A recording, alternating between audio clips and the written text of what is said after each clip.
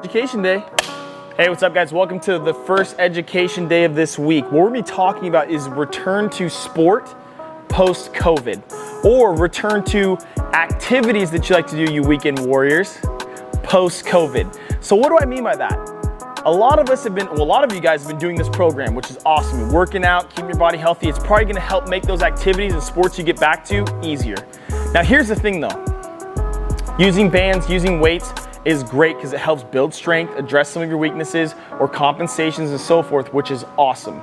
But the hard part is when you get back to sport, when you haven't been playing your sport at full speed or going, not being able to shift gears, you're going full speed like I already just said, or simulating those things. It's hard to simulate the sport itself when it's by yourself. You do the best you can, you play catch, but when you're like fielding a ground ball on the run, you gotta go real fast, different arm angle, it can be stressful. So realize we still need to build up a tolerance to this new activity. Any activity or new activity that we do is a stress to your system. If I go back to you guys using bands here for this workout program and so forth, it might have taken the body a little bit, getting used to being able to, oh, okay, I'm not as sore. That's a different stress to my system.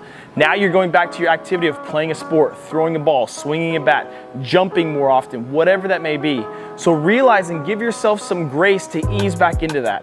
So hopefully, I'm hoping that through this, coaches, I've actually gotten a few calls from coaches of how to integrate kids and athletes back into their sport of choice that they're gonna play. And most of that's baseball, softball, because summer's about to start.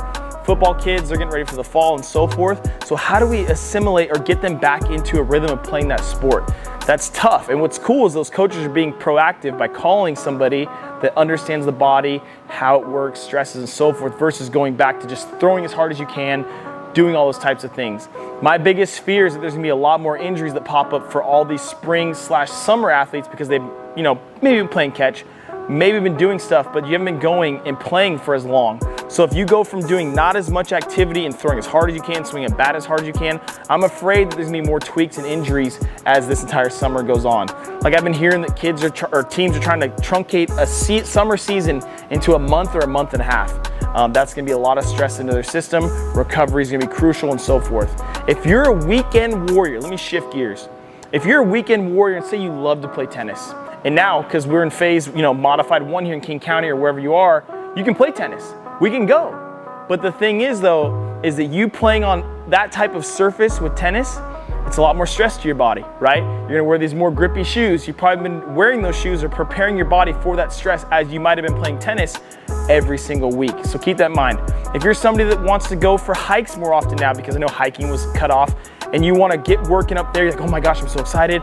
I get to go for a hike. I'm gonna do the hardest grade I've ever done because I'm just so thankful I can get back to hiking.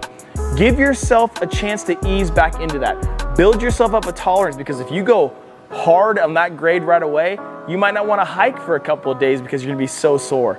So remember, when adding any new stress into your body, understand that it's gonna take time for your body to adjust to that.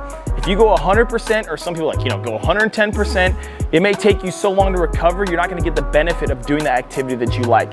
Now, I'm also gonna talk about, you're not gonna get the same mental benefit because you're not gonna be able to do it as consistently as possible because you gotta recover, you might be super, super sore. It's like, oh my goodness. So, ease yourself back into that. Understand we've been in a whole different scenario through this pandemic. Sorry, no air quotes there. Through this pandemic, we have been through entirely different circumstances, a whole new world. We've got to understand that we got to ease ourselves back into that, okay? So when it comes back to getting back to your sport or your activity, if you're a weekend warrior when it comes to COVID, give yourself some time to ease into it. Give yourself a number of throws to throw per day. Make sure they're the best throws you can do, but then make sure over time you build that tolerance up. If you're gonna go for a hike or play tennis, maybe play tennis for 30 minutes and then you ease into it going every single hour, right? Like if you're a tennis instructor and you haven't been on your feet as much, even though you've been doing activity and so forth, you demonstrating a swing and so forth, it's a lot of stress to your body.